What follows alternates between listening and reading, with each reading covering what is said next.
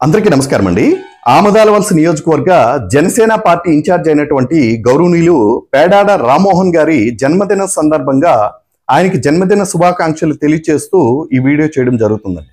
నిజంగా ఒక సాధారణమైనటువంటి రైతు కూలీ కుటుంబంలో పుట్టి ఈరోజు ఆమదాలవలస నియోజకవర్గ జనసేన పార్టీకి ఒక పెద్ద దిక్కుగా మారినటువంటి వైనం తను పడినటువంటి శ్రమకు నిదర్శనం అండి. ఎందుకు అంటే ఏ రాజకీయ పార్టీ అయినా రాజకీయ పార్టీ సిద్ధాంతాలను ఎవరైతే నమ్ముకొని ముందుకు వెళ్తారో వాళ్ళకి భవిష్యత్తు ఉంటుంది అని చెప్పడంలో ఎటువంటి సందేహం లేదండి.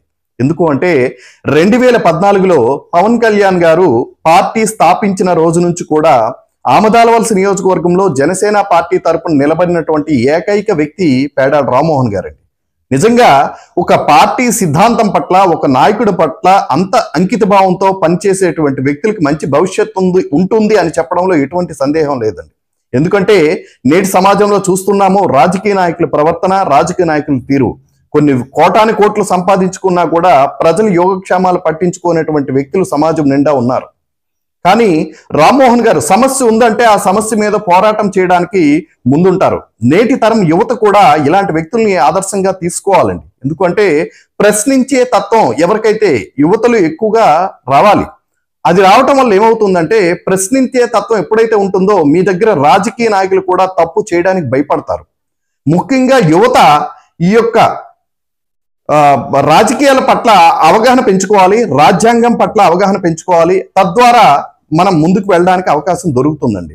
ఏ రాజకీయ పార్టీ నాయకుడైనా కూడా తన నమ్ముకున్నటువంటి సిద్ధాంతాల పట్ల ఆకర్షితుడై ముందుకు వెళ్ళగలిగితే అద్భుతమైనటువంటి భవిష్యత్తు ఉంటుందని చెప్పడంలో ఎటువంటి సందేహం లేదండి. నిజంగా రామ్మోహన్ గారు లాంటి వ్యక్తి ఈ యొక్క ఆమదాలవలస నియోజకవర్గంలో ఈరోజు జనసేన పార్టీకి ఒక ఉన్నతమైనటువంటి స్థానానికి వెళ్ళారని చెప్పడంలో ఎటువంటి సందేహం లేదు. ఎందుకంటే ఈరోజు జనసేన పార్టీ అధినేత పవన్ కళ్యాణ్ గారిని డైరెక్ట్ గా కలవగలిగేటువంటి పరిస్థితులు రామ్మోహన్ గారికి ఉన్నాయి. కానీ అలాంటి వ్యక్తి ఈరోజు ఆమదాలవలస పార్టీ జనసేన పార్టీని అద్భుతంగా ముందుకు తీసుకువెళ్తున్నటువంటి తీరు నిజంగా ఆయన్ని అప్రిషియేట్ చేయాలండి. ఎందుకు అంటే తన దగ్గర ఏం డబ్బు కోటాని కోట్లు బ్లాక్ మనీ లేదు. తనకు ఉన్న దాంట్లోనే సేవా కార్యక్రమాలు చేస్తూ ప్రజల మన్నలను పొందుతూ ప్రజల సమస్యలు ఎక్కడుంటే అక్కడికి తను ముందుంటూ ప్రజా సమస్యల మీద తను పోరాటం చేస్తున్నటువంటి తీరు ప్రతి యువతకు కూడా ఆదర్శం అండి.